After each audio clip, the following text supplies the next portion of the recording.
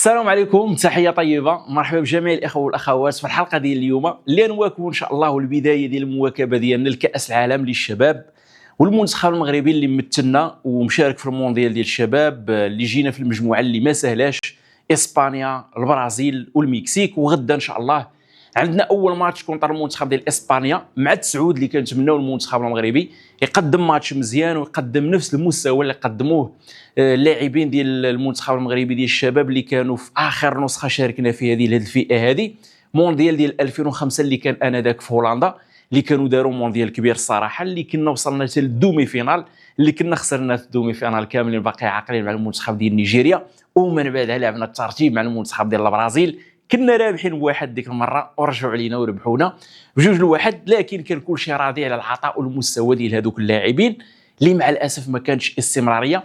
كنتمناو دابا يكونوا نفس النتائج ومعها تكون حتى الاستمراريه، حتى اللاعبين اللي ما كيلعبوش مع فراقهم يلقاو مكانه ويتبرانداو مزيان ويطلعوهم الفروق ديال السينيور وكذلك يلعبوا ويشاركوا بضع دقائق. والبعض منهم ممكن انه يبدل الفرقه ويبدل الاجواء، يكونوا عنده عروض الفرق اخرى شريطه انهم يقدموا مونديال اللي يكون مزيان. فاللائحه اللي عيط عليها من طبيعه الحال المدرب ديالنا اللي هو محمد وهبي هي هذه اللي عندنا. اللائحه هما هادو بعض اللاعبين اللي كيف ما قال في الندوه الصحفيه تعذر عليهم المشاركه، كاين البعض اللي ما خلاوش فراقيهم يجي يشارك مع المنتخب المغربي في هذا المونديال هذا، وكاين البعض اللي قال بانه بغى يركزوا مع الفرق ديالهم وبغاو يشاركوا في مونديال ديال هذا المونديال هذا ديال الشباب.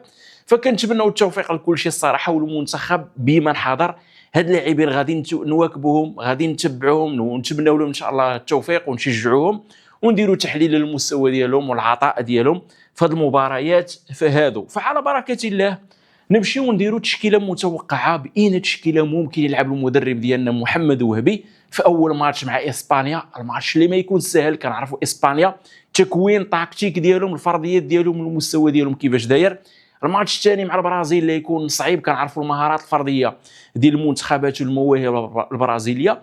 وكذلك الماتش الثالث هو ما يكون سهل، المكسيك وكنعرفوا حتى هما ما سهليش، فرق اللي عندهم مزيانين، منتخبات مزيانين، فكذلك في الفئات السنيه غادي يكونوا مزيانين.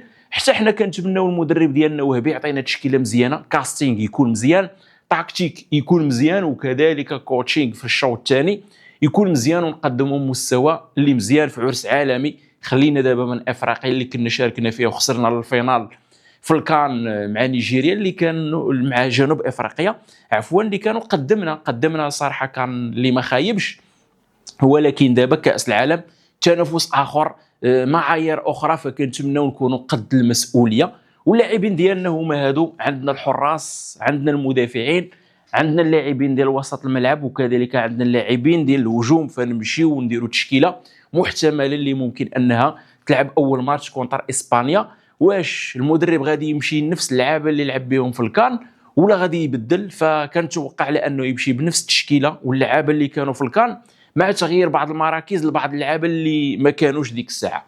فنمشيو ناخذوا الحارس، البوست ديال حارس المرمى يانيس بن شاوش، الحارس اللي بين المستوى اللي مزيان. نمشيو اللاعبين ديال لاك سونترال، كان عندنا بختي وكان عندنا باعوف. واش ممكن انه يلعب بالثنائيه هذه اللي كانت مزيانه في الدور ديال الدوره ديال كاس افريقيا اقل من 20 سنه، ولا يعطي فرصه لهذا اللاعب هذا محمد طه ماجني ديال توارقه، حتى هو المستوى ديالو الصراحه مزيان. ولكن كنتوقع على انه باعوف واسماعيل بختي هما اللي يكونوا في المحور ديال الدفاع. لاعبين ديال الظهير الايمن عندنا جوج لعابه مزيانين، عندنا عالي معمر لعاب اللي المستوى ديالو مزيان كيلعب في اندرلاخت، وعندنا كذلك اللاعب كوطون اللي كان في الدوري المغربي في توارقه ومشى لفرنسا. هذا البوست هذا شكون اللي غادي يختار؟ غادي نهضروا عليهم ونرجعوا ليه نناقشوا المراكز اللي واضحه وباينه، ومن بعد المراكز اللي كيكون فيهم جوج احتمالات عاد نناقشوهم من بعد. ظهير ايسر غادي يكون عندنا اللاعب الزهواني، اللاعب فؤاد اللي قدم مستوى مزيان باستمراريه كذلك مزيانه. هذا اللاعب هذا لعب مع المنتخب المغربي اقل من 17 سنه في المونديال اللي كان انذاك معنا سعيد شيبه، لعب في الكان ديال اقل من 20 سنه بالمبدا ديال الاستمراريه. دابا هو كيكون في المونديال ديال الشباب اقل من 20 سنه، وهذه الاستمراريه اللي خاصها تكون. وتلعب من طبيعه الحال راه كيجتهد وكيخدم باش انه كاين دابا كاين بعض اللعابه اللي ما استمرتش عندهم ديك الاجتهاد باش اننا نلقاوه دابا. فبرافو لفؤاد الزهواني اللي كان. طارق السكيتيوي دا حتى مع المنتخب المحلي اللي توجوا بالشان، كان مع اللاعبين اللي توجوا بالشان، شارك واحد المباراه كبديل. فبرافو لفؤاد الزهواني اللي كنتمناو ليه ان شاء الله الاستمراريه. نمشيو للعابه ديال الميليو تيران. كان عندنا حسام الصادق غالبا هو اللي يكون من المواهب اللي المستوى ديالها مزيان في وسط الميدان الدفاعي. كان كيكون معاه واحد اللاعب اللي المستوى ديالو كان مزيان في الكان اللي هو رضا العلاوي، لكن غير متاح دابا، ما كاينش، عنده اصابه كنتمناو ليه الشفاء. شكون اللي ممكن يكون معاه؟ كنتوقع هذا اللاعب هذا ياسين خليفي، المستوى ديالو مزيان. هذا اللاعب هذا اللاعب اللي كان في ليل ومشى دابا لشارلوروا في بلجيكا، لاعب اللي عنده امكانيات محترمه.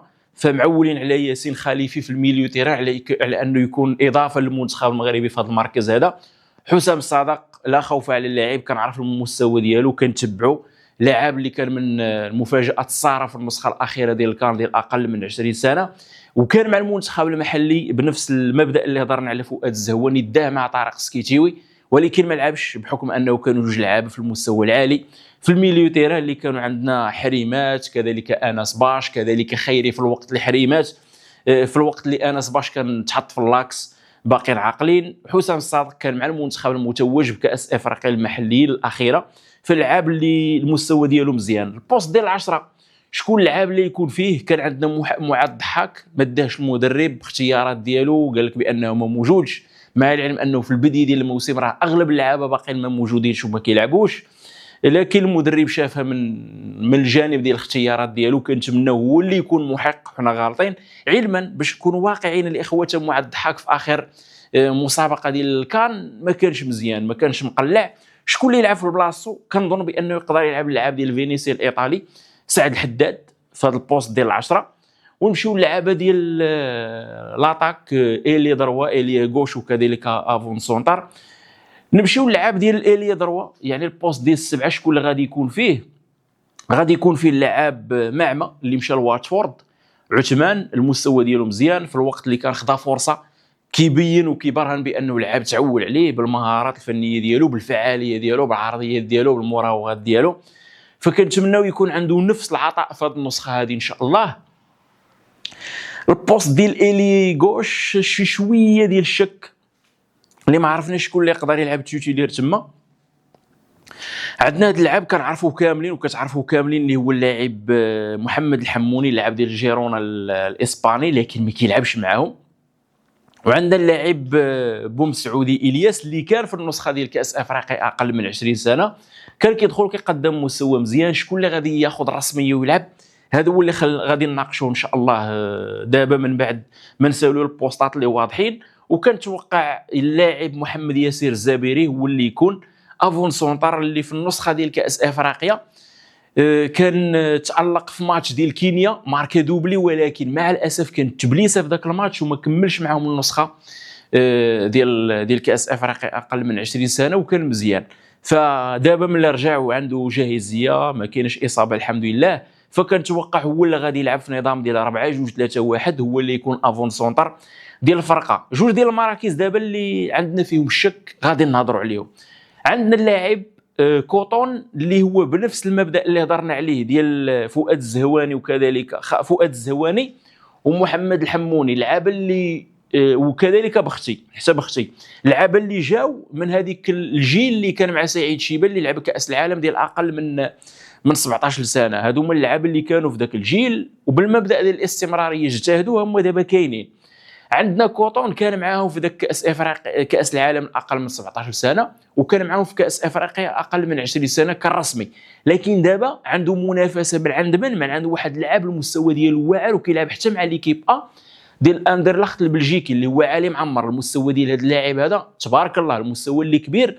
فكنتوقع الا كان المدرب غادي يمشي بالمبدا ديال الانسجام راه غادي يلعب كوطون حمزه، واذا كان يمشي بالمبدا ديال انه اللاعب اللي كيشوفوا موجود والافضل في هذا البوست هذا يقدر، هذا ما كاينش انه كوطون ناقص، ولكن كاين واحد الفرق ما بين معمر وما بين كوطون. فكنتوقع لانه يقدر يدخل علي معمر ويجلس كوطون في البنك البدلاء. الى لعبوا غادي يكون لعبوا بهذاك المبدا ديال حيت منسجم مع الفرقه. فهذا هو المبدا اللي انا كنشوف. ولكن لعاب عالي معمر راه لعاب اللي مزيان، وكنتمنى يكون كيف ما كان مدحو دابا حتى العطاء ديالو يكون مزيان ويقدم مستوى اللي يكون اضافه للمنتخب. محمد حموني ولا الياس بام سعودي. حموني اللي كان مع المنتخب المغربي كيف ما هضرت على كوطون، لكن ملي مشى لجيرونا ما بقاش كيلعب، عنده ضعف ديال الجاهزيه، ضعف ديال التنافسيه، لكن المهارات والفرديات ديال اللاعب مزيان. فمن طبيعه الحال السن ديالو صغير، ملي مشى لجيرونا ملي ما لقاش بلاصتو العادي انه هبط ليسبوار بصح اللعاب المستوى ديالو مزيان. ملي كان كياخذ فرصه مع المنتخب كان كيبان لك بانه لعاب اللي فنان مهاري كوايري، كيدريبلي مزيان، كيخلق فرص، كيخلق خطوره، ومن اللعابه اللي ممكن انهم يخلقوا مشاكل لاي فرقه نظرا للموهبه ديالو. فواش هو ولا بام سعودي كنتوقع هو اللي غادي يبدا. وبام سعودي ملي كيدخل في الشوط الثاني كيكون مزيان، فكنتوقع على انه محمد الحموني هو اللي يلعب تيتيلير ويبدا كرسمي. هذا كتوقع. التشكيله عندنا هي هذه 4-2-3-1 فيها اللاعبين والاسماء. في حراسه المرمى يانس بن شاوش، لاك سونترال فيها اسماعيل باعوف واسماعيل بختي، اللاعب ظاهر ايمن عندنا علي معمر، ظاهر ايسر فؤاد الزهواني، الميليو تيرا عندنا حسام الصادق وكذلك ياسين خليفي، صانع الالعاب سعد الحداد، في اليمين الي ذروه عندنا عثمان معمى، اليا غوش عندنا اللاعب محمد حموني، واتاكون دو بوينت عندنا اللاعب محمد ياسير الزابيري. هذه التشكيله المحتمله ديال المنتخب المغربي من طبيعه الحال حسب توقعي الشخصي، حتى نتوما يكون عندكم اختلاف معايا. ب4-2-3-1 نلعبوا.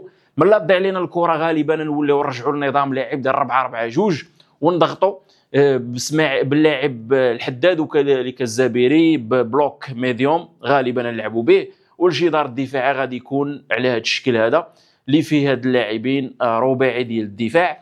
غالبا نلعبوا بحال هكا في فقدان الحيازه ب4-4-2. وكذلك ملي تكون عندنا الكره نرجعوا الخطه ديالنا والنظام ديالنا اللي هو 4-2-3-1 ونطلعوا الاظهره نستافدوا من القوه ديالهم، ونستافدوا كذلك من ريس ديفنس، الحاجه اللي كيديرها بزاف اسماعيل باعوف اللي مكون مزيان ومفورمي مزيان. فهذه التشكيله اللي كنتمنى الفريق الوطني ديالنا يقدم مستوى مزيان. الماتش الاول كونتر اسبانيا جوج ديال النتائج ممكن انهم يكونوا ايجابيين وصالحين للانتصار من طبيعه الحال، واقل حاجه التعادل. الهزيمه ما خداماش وما صالحاش الا بغيتي تدخل للتورنوا وتكون عندك حظوظ اوفر في الجوله الثانيه تناقشها مزيان، وكذلك الماتش الثالث تحسب التاهل للدور الموالي. كل توفيق لهاد الاشبال هادو على انهم يقدموا مونديال مزيان، وعندنا ثقه فيهم ان شاء الله، على الرغم من انه جينا في مجموعه لا صعيبه بزاف، ولكن المستحيل ليس مغربي. هذا توقعي. نتلاقاو ان شاء الله من مور الماتش ولا نديروا له تحليل بالفيديو وكذلك باحصائيات الى اخره، ونهضروا على الماتش كيفاش كان. يا ربي نتلاقاو هاد الاشبال رابحين. فهاد الشيء اللي كان عندنا الاخوه، ما تنساوناش من الدعم ديالكم. كان معكم الحجوي من قناه منتخب فانز، استودعكم الله، السلام عليكم ورحمه الله.